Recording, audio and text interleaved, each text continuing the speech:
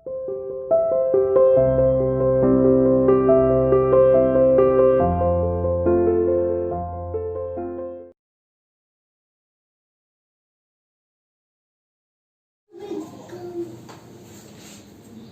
to CR International School online classes. Hello students, how are you? Hope you are fine.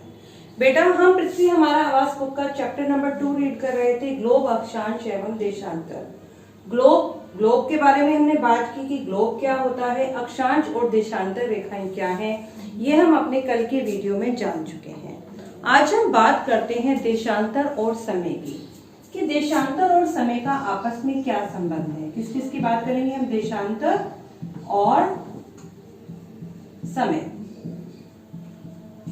ठीक है, तो देखिए, समय को मापने का सबसे अच्छा साधन पृथ्वी, चंद्रमा एवं ग्रहों की गति है। मतलब जब पहले हमारे पास घड़ी नहीं होती थी ना, तो लोग क्या थे, लोग जो थे चंद्रमा, ग्रहों और सूर्य को देखकर वो समय का अंदाजा लगा लेते थे। सूर्योदय एवं सूर्यास्त प्रतिदिन होता है, आप देखते हैं हर रोज सूर्य निकलता है और अस्त भी होता है। अतः स्वाभाविक ही है कि पूरे विश्व में समय निर्धारण का सबसे अच्छा साधन है। अतः क्या स्वाभाविक है कि सूर्य जो है वो सबसे अच्छा साधन है समय के निर्धारण का। स्थानीय समय का अनुमान सूर्य के द्वारा बनने वाली परछाई से लगाया जा सकता है। स्थानीय समय का अनुमान हम लगा सकते हैं कि सूर्य के द्वारा बनने वाली परछाई कैसे है। आपने देखा होगा जैसे कि दिन के समय जब सूर्य उदय होता है ना, तो वो थोड़ा सा नीचे की तरफ होता है। तो जब वो सूर्य उदय होता है तो उस वक्त हमारी परछाई लंबी बनती है, और जैसे ही वो धीरे धीरे ऊपर आकाश में आता चला जाता है, हमारी परछाई छोटी होती चली जाती है। जिस वक्त वो हमारे सिर के ठीक ऊपर होता है उस वक्त हमारी परछाई बहुत छोटी होती है, और फिर जैसे जैसे वो अस्त होने की पोजीशन में आता है, धीरे धीरे हमारी परछाई फिर लंबी होती चली जाती है। इसलिए इन्होंने लिखा हम जो है स्थानीय समय का अनुमान सूर्य के द्वारा बनने वाली परछाई से लगा सकते हैं, क्योंकि दोपहर के समय सबसे छोटी परछाई बनती है और सूर्योदय तथा सूर्यास्त के समय सबसे लंबी परछाई बनती है, क्योंकि उस वक्त जो सूर्य हमारे सिर के ऊपर नहीं होता। जब सूर्य ठीक हमारे सिर के ऊपर होगा उस वक्त हमारी परछाई छोटी बनेगी, और यदि सूर्य हमारे साइड की तरफ होगा, तिरछा होगा हमसे, तो उस वक्त हमारी परछाई लंबी बनती है। आप भी कभी नोट कीजिए, जैसे कि आप रोड पर चल रहे हैं, ठीक है, आप रोड पर चल रहे हैं और कोई स्ट्रीट लाइट है। जैसे ही वो आप स्ट्रीट लाइट से आप काफी दूर हैं, तो स्ट्रीट लाइट जब आप पर पड़ती है तो आप देखते हैं आपके पीछे एक लंबी सी परछाई बन जाती है। जैसे जैसे आप स्ट्रीट लाइट के नजदीक आते चले जाते हैं, वो परछाई छोटी हो जाती है, और जब आप स्ट्रीट लाइट के बिल्कुल ठीक नीचे आएंगे तो आपकी परछाई बहुत छोटी हो जाएगी। फिर आप स्ट्रीट लाइट से आगे की तरफ बढ़ना शुरू करते हैं तो आपकी परछाई फिर आगे की तरफ धीरे धीरे बढ़नी शुरू हो जाती है। ग्रीनिच पर स्थित याम्योत्तर पर सूर्य जिस समय आकाश में सबसे ऊंचे बिंदु पर होगा, उस समय याम्योत्तर पर स्थित सभी स्थानों पर दोपहर होगी। तो बेटा आपको पता है देशांतरों की कुल संख्या थी 360, टोटल 360 देशांतर थे। और कौन से देशांतर को हम प्रमुख याम्योत्तर माने उसके बारे में सभी देशों ने डिस्कस किया। तो ग्रीनिच से निकलने वाला जो देशांतर रेखा था उसको हमने प्रमुख याम्योत्तर माना। ठीक है, तो जो ग्रीनिच पर स्थित प्रमुख याम्योत्तर है, वहां पर जिस समय सूर्य आकाश में सबसे ऊंचे बिंदु पर होगा, तो इसका मतलब उसी याम्योत्तर पर सभी स्थानों पर समय सेम होगा। फॉर एग्जाम्पल जैसे कि हमने ये बनाया, अर्थ बनाया हमने, ये हमारा प्रमुख याम्योत्तर था। जिस वक्त ये ग्रीनिच की जगह जिस वक्त सूर्य यहाँ पर बिल्कुल ठीक ऊपर होगा, सिर के ठीक ऊपर होगा, उस वक्त यहाँ दोपहर के 12 बजेंगे। तो वो 12 इस पूरे की पूरी लाइन के ऊपर, पूरे के पूरे देशांतर के ऊपर जितने भी प्लेस आएंगे उन सब पर समय एक जैसा ही होगा। वो क्या होगा? दोपहर के 12 बजे। क्योंकि पृथ्वी पश्चिम से पूर्व की ओर चक्कर लगाती है, हमारी पृथ्वी जो है वो पश्चिम से पूर्व दिशा की तरह घूमती है, अतः वे भाग जो ग्रीनिच के पूर्व में है उनका समय ग्रीनिच से आगे होगा। ये ग्रीनिच है, और मैंने आपको कल भी बताया था, जब भी बुक या मैप या बोर्ड जब हमारे सामने है तो जो हमारा राइट हैंड है ना, तो उधर तो है पूर्व, और जिधर हमारा लेफ्ट हैंड है उधर है पश्चिम। ठीक है, तो उन्होंने लिखा जो ग्रीनिच से पूर्व की तरफ जो देशांतर रेखाएं हैं वहां पर समय आगे रहेगा, ठीक है, और पश्चिम की तरफ समय पीछे रहेगा। ठीक है, आगे देखिए, क्योंकि जो हमारी पृथ्वी है वो पश्चिम से पूर्व की तरफ चक्कर लगा रही है, इसीलिए जो ग्रीनिच के पूर्व में है वहां समय आगे, और जो ग्रीनिच के पीछे है यानी कि जो पश्चिम में है वहां समय पीछे होगा। समय के अंतर की दर की गणना निम्नलिखित विधि से की जा सकती है। पृथ्वी 24 घंटे में अपने अक्ष पर 360 डिग्री घूम जाती है, क्योंकि पृथ्वी एक सर्कल के समान है और एक सर्कल यानी कि 360 डिग्री, यानी कि पृथ्वी अपने अक्ष पर जब एक चक्कर पूरा करती है मतलब वो पूरे 360 डिग्री घूम जाती है और उस चक्कर को पूरा करने में पृथ्वी 24 घंटे यानी कि एक दिन का समय लेती है, यानी ये पृथ्वी की घूर्णन गति है। ठीक है, अब अर्थात 1 घंटे में वह 15 मिनट घूमेगी और 4 मिनट में वह 1 डिग्री घूमेगी। देखिए जो हमारी पृथ्वी है वो 360 डिग्री घूमती है 24 घंटे में, तो 1 घंटे में कितना घूमेगी? 360 को आप 24 से डिवाइड कर दीजिए, ये देखिए। ठीक है, ये हो गया आपका 1, ये आ गए। 1 घंटे में पृथ्वी जो है वो 1 घंटे में 15 डिग्री घूम जाएगी। जब 1 घंटे में 15 डिग्री घूमी, 1 घंटे में मिनट होते हैं 60, यानी कि वो 60 मिनट में कितना घूमी? 15 डिग्री। तो 1 मिनट में कितना घूमेगी? तो अब हम 60 को डिवाइड कर देंगे 15 से। ठीक है, तो कितना आ जाएगा? 4 मिनट, यानी कि पृथ्वी अपना पूरा चक्कर लगाने में 360 डिग्री घूमने में वो 24 घंटे लेती है। तो 1 घंटे में कितना घूमेगी? तो हमने 24 को 360 से डिवाइड कर दिया, आ गया 15 डिग्री। अब 15 डिग्री घूमने में वो 60 मिनट का समय ले रही है, 60 मिनट यानी 1 घंटे। तो वो 1 मिनट में कितना घूमेगी? तो हमने 15 को डिवाइड कर दिया, 60 को डिवाइड कर दिया हमने 15 से, तो हमारा आ गया 4। ठीक है, यानी कि पृथ्वी 1 घंटे में 15 डिग्री और 4 मिनट में 1 डिग्री घूमती है। इस प्रकार जब ग्रीनिच में दोपहर के 12 बजेंगे तो ग्रीनिच से जो पूर्व में जगह है वहां पर समय आगे होगा। देखिए जैसे यहाँ पर देखिए हमने ये बनाया, ये ग्रीनिच है हमारा। ठीक है, ये ग्रीनिच बनाया हमने।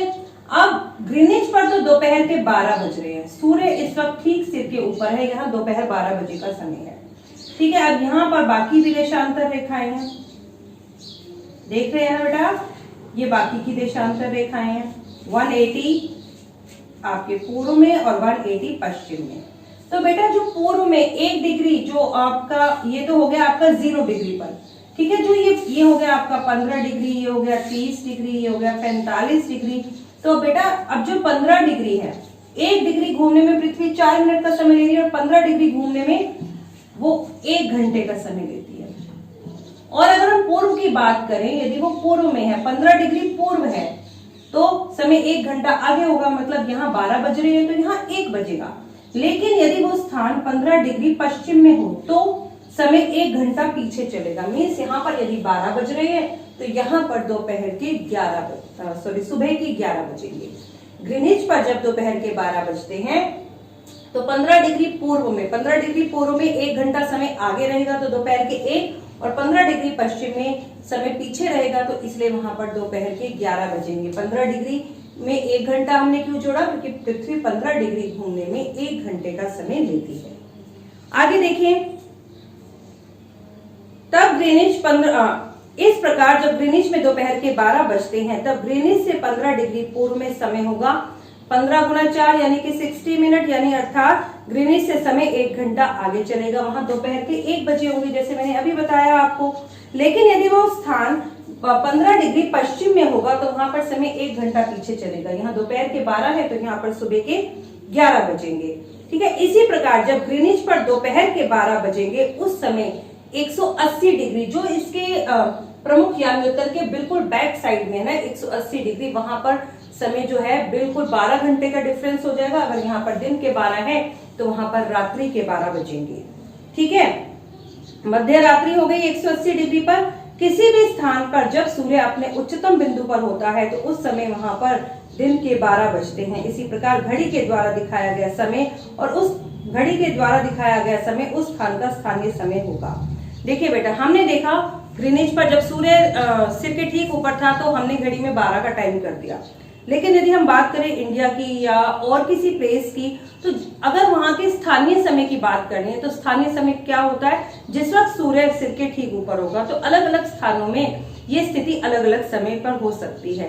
तो अलग अलग स्थानों का स्थानीय समय डिफर हो सकता है, लेकिन एक ही देशांतर पर होने वाले सभी स्थानों का समय एक सा होगा। अगर वो इस देशांतर पर है सभी प्लेस तो उनका समय सेम होगा। आगे हम बात करते हैं। देखिए ये तो चित्र आपका हो गया, और कल हमने 2.8 भी चित्र देखा था, देख रहे हैं ना आप, ये 2.8 का भी हमने कल चित्र देखा था, और हमने देखा था किस तरीके से अक्षांश और देशांतर रेखाओं के द्वारा हम किसी भी स्थान का पता लगा सकते हैं। अब हम बात करते हैं मानक समय क्यों मानते हैं। स्थानीय समय तो पता चल गया, जिस भी स्थान पर सूर्य आकाश में सबसे उच्चतम बिंदु पर है तो उस वक्त वहां पर दोपहर के 12 बजे। लेकिन मानक समय क्या है? अलग अलग यामियोत्तर पर स्थित स्थानों के स्थानीय समय में अंतर होता है। मैंने ये भी आपको बताया, स्थानीय समय में अंतर है। उदाहरण के लिए बहुत से देशांतरों से होकर गुजरने वाली रेलगाड़ियों के लिए अलग अलग समय सारणी तैयार करना कठिन होगा। भारत में द्वारका तथा असम में डिब्रूगढ़ में स्थानीय समय में लगभग 1 घंटा 45 मिनट का अंतर होगा। इसलिए आवश्यक है कि देश के मध्य भाग से होकर गुजरने वाले किसी भी यामियोत्तर के स्थानीय समय को देश का मानक समय माना जाए। फॉर एग्जाम्पल इन्होंने भारत का लिया। देखिए ये चित्र देख रहे हैं आप, जो भारत जो है वो पूर्व में है, यहाँ पर लिखा है 68 डिग्री पूर्व और यहाँ पर लिखा है 97 डिग्री पूर्व। यानी भारत जो है लगभग 30 डिग्री देशांतर के बीच में फैला हुआ है, और 30 डिग्री देशांतर के बीच में फैला है यानी कि 15 डिग्री पर 1 घंटे का अंतर पड़ जाता है। तो यहाँ से यहाँ तक में 2 घंटे का डिफरेंस होगा। तो भारत में तो समय की गड़बड़ हो जाएगी। मान लीजिए कोई ट्रेन किसी स्थान से 7 बजे का टाइम है, लेकिन यहाँ तो 7 बज रहे हैं, लेकिन यहाँ पर समय 9 बज रहा होगा। तो इस प्रॉब्लम को दूर करने के लिए जो हमारे इंडिया के बिल्कुल बीच में से होकर जाने वाली रेखा थी उसे भारत का मानक समय मान लिया गया, और उसी रेखा पर जब सूर्य दोपहर में ठीक ऊपर होता है उसी के अकॉर्डिंग घड़ी सेट कर दी गई। तो वो देशांतर रेखा कौन सी है जिसे IST माना गया, यानी कि इंडियन स्टैंडर्ड समय माना गया, वो है 82 डिग्री एंड 30 मिनट या 82 डिग्री एंड हाफ डिग्री। देखिए ये भारत के बिल्कुल सेंटर से होकर जाने वाली जो रेखा है इसे हमने 82.5 डिग्री पूर्व को हमने भारतीय मानक समय मान लिया। ठीक है, अब इसी के अनुसार पूरे देश की घड़ी को सेट किया गया। ऐसा इसलिए किया गया क्योंकि देश के बीच में समय की गड़बड़ ना हो। भारत 82.5 डिग्री पूर्व को मानक यामियोत्तर माना गया है। इस यामियोत्तर के स्थानीय समय को पूरे देश का मानक समय माना जाता है। इसे भारतीय मानक समय के नाम से भी जाना जाता है। कबीर भोपाल के निकट एक छोटे से गांव में रहता है। वह अपने मित्र आलोक से कहता है कि वे लोग आज रात्रि में सो नहीं पाएंगे क्योंकि भारत और इंग्लैंड के बीच एक क्रिकेट मैच दोपहर के 2 बजे शुरू होगा। अर्थात भारत के समय अनुसार मैच शाम के 7:30 बजे शुरू होगा। क्या आप जानते हैं कि भारत और इंग्लैंड के बीच में कितना डिफरेंस है? तो देखिए बेटा, मैं आपको बताती हूँ भारत और इंग्लैंड के समय के बीच में कितना डिफरेंस है, वो आप देखिए। भारत जो है हमारा भारतीय जो मानक समय है वो हमने माना है 82 डिग्री एंड 30 मिनट। लेकिन जो आपका इंग्लैंड है ना, जो इंग्लैंड है वो आपका 0 डिग्री पर है, जहां पर आपकी ग्रीनिच है। ठीक है, जब ग्रीनिच में दोपहर के 12 बजेंगे तो 82.5 डिग्री पर समय कितना होगा, मतलब पृथ्वी 1 डिग्री घूमने में 4 मिनट का समय ले रही है। तो 82.5 डिग्री घूमने में पृथ्वी कितना समय लेगी? यार हम देखिए इसको 4 से मल्टीप्लाई कर देते हैं और ये बच गई आधी डिग्री, और आधी डिग्री का मतलब 2 मिनट और 330, ये 330 मिनट हो गए। इसके हम आवर बना लेते हैं, 60 से डिवाइड कर देते हैं हम इसको। तो आप देखिए 5 घंटे 30 मिनट, मतलब भारत का समय इंग्लैंड से 5.5 घंटे आगे रहेगा। इसलिए जब इंग्लैंड में दोपहर के 12 बजेंगे तो भारत में शाम के 5:30 होंगे, क्योंकि भारत पूर्व में है। और जब इंग्लैंड में दोपहर के 1 बजेंगे तो वहां पर शाम के 6:30 होंगे। जब और इंग्लैंड में दोपहर के 2 बजेंगे तो भारत में टाइम होगा शाम के 7:30 बजे का। इसीलिए यहाँ पर दिया है कि जब लंदन में दोपहर के 2 बजेंगे तो भारत में शाम के 7:30 बजेंगे। कुछ देशों का देशांतरीय विस्तार बहुत अधिक होता है, इसलिए वहां पर 1 से ज्यादा मानक समय है, जैसे कि रूस में 11 मानक समयों को अपनाया गया है और पृथ्वी को 1-1 घंटे वाले 24 समय क्षेत्रों में बांटा गया है। इस प्रकार प्रत्येक समय क्षेत्र 15 डिग्री देशांतर को घेरता है। 15 डिग्री घूमने में पृथ्वी 1 मिनट का समय ले लेती है। ठीक है बेटा, आज ये आपका टॉपिक कंप्लीट हो गया। आज के लिए बस इतना ही। ओके।